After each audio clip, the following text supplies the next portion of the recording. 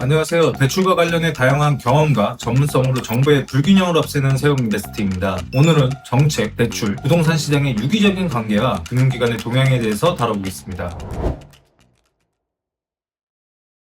먼저 부동산의 경제적 개념으로 살펴보면 투자자산, 자본, 생산요소, 소비재, 상품으로 분류할 수 있는데요. 오래전에는 주택이 단순히 거주를 위한 소비재로서 인식이 강했다면 현재는 양도 차익을 얻기 위한 투자자산으로서의 인식이 강해져 있습니다. 즉, 부를 증식하기 위한 수단으로 이용을 하고 있습니다. 한국은행과 통계청이 발표한 2023년 국민대차 대조표 잠정 자료에 따르면 한국의 가계 및 비영리 단체의 순자산 구성 중 순금융자산과 기타 자산의 약 24.6%를 제외한 75%가 부동산 자산으로 구성되어 있습니다. 다른 국가에 비해 유독 부동산 자산이 차지하는 비율이 월등한 수준입니다. 서울의 집값은 계속해서 오른다는 말을 들어보신 적이 있을까요? 사실 주택을 포함한 부동산의 가격은 급락을 반복하지만 좋은 입지의 부동산의 가격은 거시적으로 보면 상승하고 있습니다. 이러한 상승은 부동산을 안정적으로 자산을 증대시킬 수 있는 투자자산으로서의 인식에 영향을 주고 있습니다.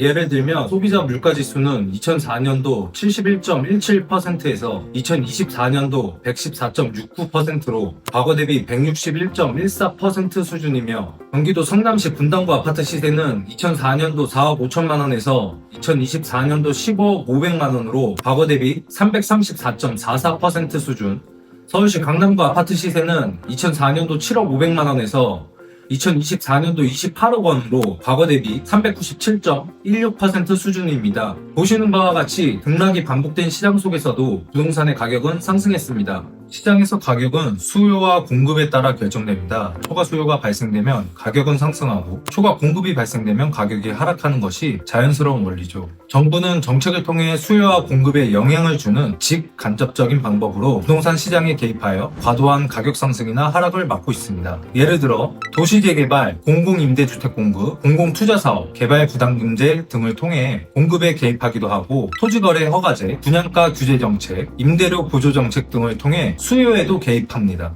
이 외에도 금융정책과 각종 조세, 행정상의 정책 등을 통해 시장에 영향을 미칩니다. 이러한 부동산 정책에는 말씀드린 대로 금융정책도 포함이 되어 있습니다. 금융정책은 경제 전체에 영향을 미치지만 국도적으로는 부동산 시장에도 영향을 미칩니다. 부동산은 고가성을 띠기 때문에 거래에 있어 대출이 동반되는 케이스가 많기 때문입니다. 만약 정부가 대출을 규제하는 금융정책을 펼친다면 수요 억제의 효과로 부동산의 가격이 어느 정도 안정세를 띠게 되고 정부가 대출 규제를 완화시킨다면 매수 심리를 자극해 수요 증가에 따라 부동산의 가격 또한 상승하게 됩니다. 결국 대출, 정책, 부동산 시장은 유기적으로 연계되어 있음을 볼 수 있습니다. 마지막으로 2024년도 규제 현황과 부동산 시장 동향에 대해 살펴보겠습니다. 첫 번째로 스트레스 DSR입니다. 전년도와 대비하자면 아무래도 제일 큰 차이점은 스트레스 DSR 도입이 아닐까 싶습니다. 정부는 가계부채가 급등하고 부동산 시장의 과열로 인해 2021년도와 같은 상승장이 반복될 것을 우려해 더 강화된 규제인 스트레스 DSR 도입을 하였습니다. 이는 기존의 차주별 DSR보다 더 강력한 규제로서 가계부채 확대를 저지하는 목적이 있습니다. 스트레스 DSR은 사실 작년에 발표를 하였고 올해 초부터 단계적으로 시행을 했습니다. 물론 스트레스 DSR 시행을 앞두고 많은 대출 소비자들이 몰리긴 했지만 대부분의 소비자들은 해당 정책을 인지하지 못하는 상태였습니다. 하지만 1단계와 달리 규제의 내용이 강화된 2단계를 앞두고 대출 소비자가 기하급수적으로 몰리는 현상이 발생되어 가계대출의 양과 수도권의 부동산 거래 증가가 발생되었습니다. 이에 정부는 작년에 발표한 스트레스 DSR 2단계 적용 비율을 수도권과 비수도권으로 세부 구분하여 수도권에 한해서 더 강화된 정책을 시행했습니다. 수도권과 비수도권의 구분을 통해 수도권의 과열 현상을 막고자 하는 의도가 보입니다.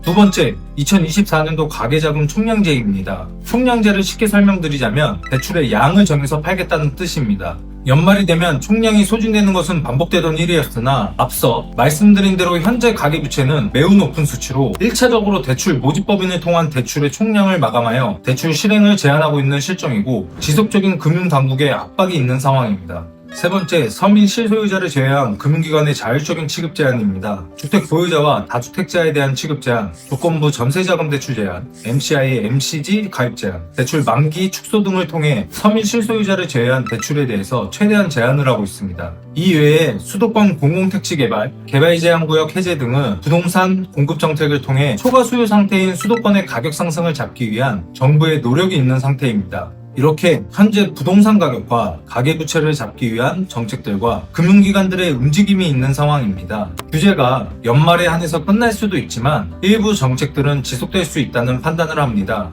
2025년도 부동산 시장과 대출 시장은 밝기를 바라며 영상을 마치겠습니다.